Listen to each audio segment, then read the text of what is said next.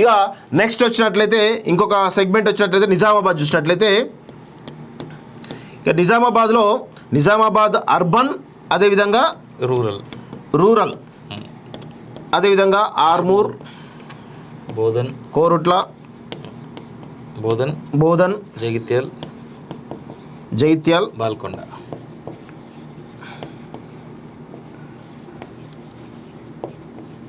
So ఇక్కడ విషయం ఏంటంటే నిజామాబాద్ అర్బన్, అదే అర్బన్లో మెజారిటీ స్పష్టంగా ఉంది వాస్తవంగా. ఎందుకంటే అర్బన్లో నిజామాబాద్ అర్బన్ మరియు ఆర్మూర్లో ఇద్దరు బీజేపీకి సంబంధించినటువంటి ఎమ్మెల్యేలు ఉండడం కూడా ఈరోజు అరవింద్కు ప్లస్ కాబోతుంది. అదేవిధంగా నిజామాబాద్ అర్బన్, రూరల్, ఆర్మూర్, కోరుట్ల, బోధన్, జగిత్యాల, బాల్కొండలో చూసినట్లయితే ఇక్కడ జగిత్యాల అదేవిధంగా బాల్కొండలో కొంతపాటు వరకే కాంగ్రెస్ పార్టీ పుంజుకున్న తప్ప మిగతా ఏ సెగ్మెంట్లలో కూడా ఈరోజు బీజేపీ తప్ప కాంగ్రెస్ కానీ బీఆర్ఎస్ కానీ ఓట్లేసే పరిస్థితి లేదు. ప్రజలు అసలు ఇక వేరే పార్టీకి ఓటేలే ఉద్దేశం లేకుండా ఈరోజు అభ్యర్థి సంబంధం లేకుండా ఈరోజు ఖచ్చితంగా ఈరోజు భారతీయ జనతా పార్టీకి, మోడీకి ఓటేయాలనే ఉద్దేశంతో నిజామాబాద్లో అరవింద్ భారీ మెజారిటీ కొట్టేటువంటి అవకాశం కనబడుతుంది. లాస్ట్ టైం నాకు తెలిసి ఆయన 70,000 60,000 70,000 మెజారిటీ ఉండే వాస్తవంగా. సో ఈసారి ఖచ్చితంగా ఆ మెజారిటీ డబుల్ అయ్యేటువంటి అవకాశం అయితే చాలా స్పష్టంగా కనబడుతూ ఉంది.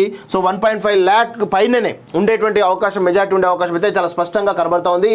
నిజామాబాద్ అర్బన్లో ఈరోజు అరవింద్ గతంలో ఆయన పసుపు బోర్డు పైన తీసుకొచ్చినటువంటి అంశం కావచ్చు, లేదంటే అక్కడ రైతులకు ఆయన చేసినటువంటి సబ్సిడీ విషయంలో ఆయన తీసుకొచ్చిన కేంద్ర ప్రభుత్వం సంబంధించినటువంటి అంశాలు ఏవైతే ఉన్నాయో వాటి ద్వారా సబ్సిడీ ద్వారా తీసుకొచ్చినటువంటి ఏవైతే పథకాలు ఏవైతే ఉన్నాయో వాటి ద్వారా లబ్ధి పొందిన రైతులు కావచ్చు, లేదంటే అయోధ్య రామ మందిర ఇంపాక్ట్ కావచ్చు, లేదంటే ముఖ్యంగా ఆడ కవిత అరెస్ట్ కావడం కావచ్చు, లేదంటే కవిత బీఆర్ఎస్ 0 కావడం కూడా ఈరోజు అరవింద్కు చాలా అన్ని అనుకూల అంశాలు కనబడుతూ ఉన్నాయి.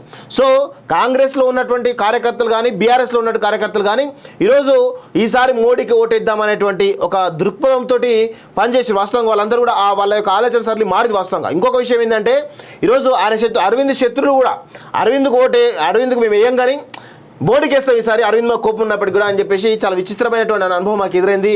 సో ఇక్కడ స్పష్టంగా నిజామాబాద్ అర్బన్లో ఈరోజు నిజామాబాద్లో అరవింద్ చాలా స్పష్టమైనటువంటి ఆధిక్యతతో గెలిపించబోతున్నారు. అందరూ అనుకోవచ్చు అరే ఏం మొత్తం బీజేపీ సీట్లు ఇస్తుందని చెప్పి అనుకోవచ్చు, కానీ పరిస్థితి అట్లా ఉంది.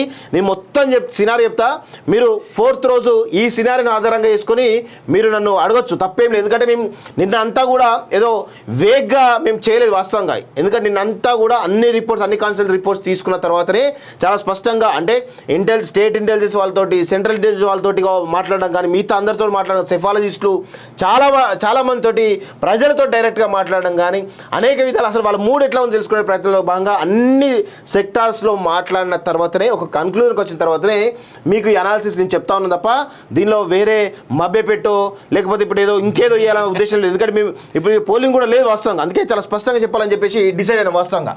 సో ఈసారి పడ్డ ఓట్లన్నీ ఆయన ఫోటోకే పడ్డాయి, పెద్ద ఆయన ఫోటో ఏం లేదు, ఎవరికి ఎవ్వరు చూడలే.